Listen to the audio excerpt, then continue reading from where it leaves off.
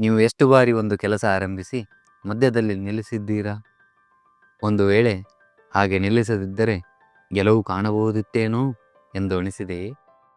ಹಾಗಾದರೆ ಯಾವುದೇ ಕೆಲಸ ನಿಲ್ಲಿಸದೆ ಅದರ ಮೇಲೆ ನಿಯಂತ್ರಣ ಇಟ್ಟುಕೊಂಡರೆ ಗೆಲುವು ಸಾಧಿಸುವುದು ಸುಲಭವೆಂದು ಅರ್ಥ ಮಾಡಿಕೊಳ್ಳಲು ಅಮೇರಿಕಾದ ಪ್ರಖ್ಯಾತ ಹಾಗೂ ಶ್ರೀಮಂತ ವ್ಯಕ್ತಿಗಳಲ್ಲಿ ಒಬ್ಬರಾದ ಹೆನ್ರಿ ಫೋರ್ಡ್ ರವರ ಈ ಕತೆ ಕೇಳಿ.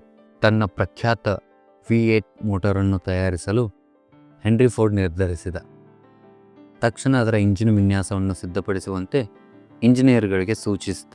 ಇಂಜಿನಿಯರ್ಗಳು ವಿನ್ಯಾಸವೇನೂ ಸಿದ್ಧಪಡಿಸಿಕೊಟ್ಟರು. ಆದರೆ ಆ ವಿನ್ಯಾಸದಂತೆ ಇಂಜಿನ್ ತಯಾರಿಸುವುದು ಅಸಾಧ್ಯ ಎಂದು ಬಿಟ್ಟರು. ಫೋರ್ಡ್ ಆದೇಶವಿತ್ತ, ಹೇಗಾದರೂ ಸರಿ ಅದನ್ನು ತಯಾರಿಸಿ.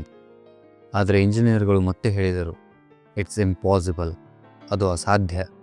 ಫೋರ್ಡ್ ಮತ್ತೆ ಹೇಳಿದ, ಎಷ್ಟು ಸಮಯವಾದರೂ ಸರಿ ಆ ಕೆಲಸ ಆಗಲೇಬೇಕು, ಯಶಸ್ಸು ಸಿಗುವವರೆಗೂ ಪ್ರಯತ್ನ ಮುಂದುವರಿಸಿ, ಫೋರ್ಡ್ ಹೇಳಿದ. ಇಂಜಿನಿಯರ್ಗಳು ಕೆಲಸ ಆರಂಭಿಸಿದರು. ಅವರಿಗೆ ಆ ಕೆಲಸ ಬಿಟ್ಟರೆ ಮಾಡಲು ಬೇರೇನೂ ಕೆಲಸವಿರಲಿಲ್ಲ. 6 ತಿಂಗಳು ಉರುಳಿತು, ಏನೂ ಆಗಲಿಲ್ಲ. ಇನ್ನೂ 6 ತಿಂಗಳು ಉರುಳಿತು, ಆಗಲೂ ಯಾವ ಸಾಧನೆಯೂ ಆಗಲಿಲ್ಲ.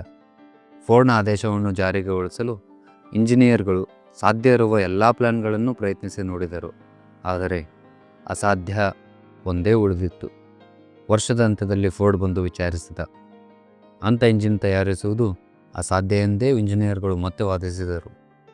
ಕೆಲಸ ಮುಂದುವರಿಸಿ, ನನಗೆ ಅದು ಬೇಕು, ಅದನ್ನು ಪಡೆದೇ ತೀರುತ್ತೇನೆ ಎಂದು ಫೋರ್ಡ್ ಮತ್ತೆ ಹೇಳಿ ಹೊರಟ.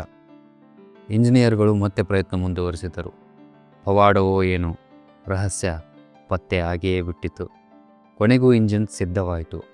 ಫೋರ್ಡ್ನ ದೃಢ ನಿರ್ಧಾರ ಗೆದ್ದು ಬಿಟ್ಟಿತು. ಹೀಗೆ ಬದುಕಿನ ಯಾವುದೇ ರಂಗದಲ್ಲಿ ಯಶಸ್ಸು ಸಾಧಿಸಬೇಕಾದರೆ ಪಟ್ಟು ಹಿಡಿದು ನಿಲ್ಲಬೇಕು. ತಾತ್ಕಾಲಿಕ ಸೋಲಿನಿಂದ ಹಿಂಜರಿಯದೆ ಪ್ರಯತ್ನ ಮುಂದುವರಿಸಬೇಕು. ಆ ತರಹದ ಹಠ ಇದ್ದವರಿಗೆ ಮಾತ್ರ ಯಶಸ್ಸು ಒಲಿಯುವುದು. ಇಂದಿನಿಂದ ನಿಮಗೆ ಯಾವುದಾದರೂ ಕೆಲಸ ಅಸಾಧ್ಯ ಎನಿಸಿದರೆ ಹೆನ್ರಿ ಫೋರ್ಡ್ನ ಈ ಕಥೆಯನ್ನೊಮ್ಮೆ ನೆನಪಿಸಿಕೊಳ್ಳಿ. ಅಸಾಧ್ಯವೂ ಸಾಧ್ಯವಾಗುವುದು. ಧನ್ಯವಾದಗಳು. ಇದೇ ತರಹದ ಸ್ಫೂರ್ತಿದಾಯಕ ಕಥೆಗಳನ್ನು ಕೇಳಲು ನಮ್ಮ ಕರ್ಮ ಚಾನಲ್ ಸಬ್ಸ್ಕ್ರೈಬ್ ಮಾಡಿ ಹಾಗೂ ಈ ವಿಡಿಯೋವನ್ನು ಲೈಕ್ ಮಾಡಿ, ಕಮೆಂಟ್ ಮಾಡಿ ಮತ್ತು ನಿಮ್ಮ ಬಂಧು ಮಿತ್ರರೊಂದಿಗೆ ಶೇರ್ ಮಾಡಿ. ಧನ್ಯವಾದಗಳು.